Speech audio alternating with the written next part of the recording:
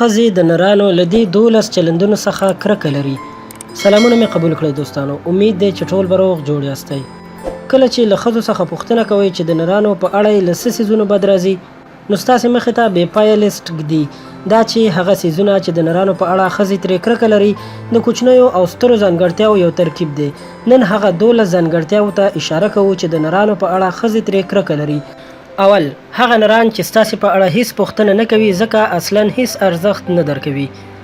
داسې نران شته چې له ځمکې او هوا څخه خبرې کوي او د هر با تړاوه او بې تړاوه څیزونو په اړه له تاسې څخه پوښتنه کوي او حتی ستاسې د ټولو پوښتنو ځواب درکوي لکه چې ورسره مرکه کوئ، خو ستاسې په اړه هیڅ پوښتنه نه کوي او په ښه توګه دا څرګندوي چې اصلا ارزښت نه ورکوي چې تاسې څوک یاستئ، څه ځانګړتیاوې، شخصیت او شرایط لرئ.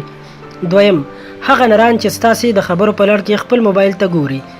د همغه بې ارزښتۍ دوام چې موږ یې مخکې یادونه وکړه، تاسې خبرې کوئ او فکر کوئ چې ټول حواس یې په بشپړه توګه ستاسو په لور دی، خو ستاسې د خبرو په لړ کې خپل موبایل ته ګوري او په عملي توګه دا څرګندوي چې ستاسې خبرو او دغه راز ستاسو حضور ته ارزښت نه ورکوي. دریم، هغه نران چې هیڅکله د زړه له کومې خندا نه کوي. هغه نران چې هیڅکله نه خاندي او یا هم ډېر کم خاندي، لکه یو کوچنی پرنجی چې له خولې څخه بهر شي، تاسې ته دا احساس درکوي چې له تاسې څخه کرکه لري یا اصلا د تفریح، خندا او ټوکو اهل نه دي، چې په دواړو حالتو کې د زغملو وړ نه دي. څلورم، هغه نران چې کله تاسو خبرې کوئ پرته له تاسو هر ځای ته ګوري. دا سناریو حتی خندونکې هم ده. تاسو له هغه سره خبرې کوئ او د هغه سترګې یوې او بلې خواته څرخي. ستونزه یې څه ده؟ آیا نشي کولی له 13 ثانیو څخه زیات تاسې ته وګوري؟ ستاسو خبرې نه خوښیږي یا اصلا ستاسو د خبرو د اورېدو حوصله نه لري؟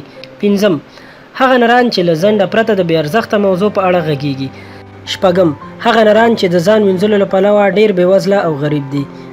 سمه ده چې د هر چا بدن خپل ځانګړی بوی لري او هیڅوک بشپړ او بې عیبه نه دي، خو ځینې نران د فردي پاکوالي او صفایۍ له پلوه ډېر بېوزله او غریبان دي، د ځان مینځلو او مسواک وهلو حوصله نه لري او یوازې غواړي چې زر تر زره ترې وتښتي. اووم، هغه نران چې تاسو ته وایي ته د نورو ښځو په شان نه یې، ځکه هر هغه څه چې د دې جملې تش ځای ډک کړي تل دردونکي دي، ځکه چې ټولې ښځې هوښیارې، شتمنې او ښکلې نه دي، ځکه په بنسټیزه توګه ټاکل شوې نه ده چې ټولې ښځې دې د خوښۍ وړ وي. تاسې په خپل اندازه ښه، هوښیار او ښکلي یاستئ او هیڅوک حق نه لري چې تاسو له نورو ښځو سره پرتله کړي. اتم، هغه نر چې د ټولو په مخ کې له تاسو سره داسې چلند کوي چې ګواکې هیڅ شتون نه لرئ. دا معلومه ده چې تاسو ولې په دې ټولي کې حضور لرئ. دا نر له خپلو او خپلوانو سره بوخت دی او ستاسو شتون او نشتون ورته هیڅ توپیر نه کوي. نهم، هغه نر چې خپله تیره کوژدنه یا میرمنه احمقه ګڼي. هغه نر چې د خپلې تیرې کوژدنې په اړه ډول ډول خبرې کوي، په ډېر احتمال سره ښایي ستاسو په غیاب کې هم تاسو پسې خبرې کوي.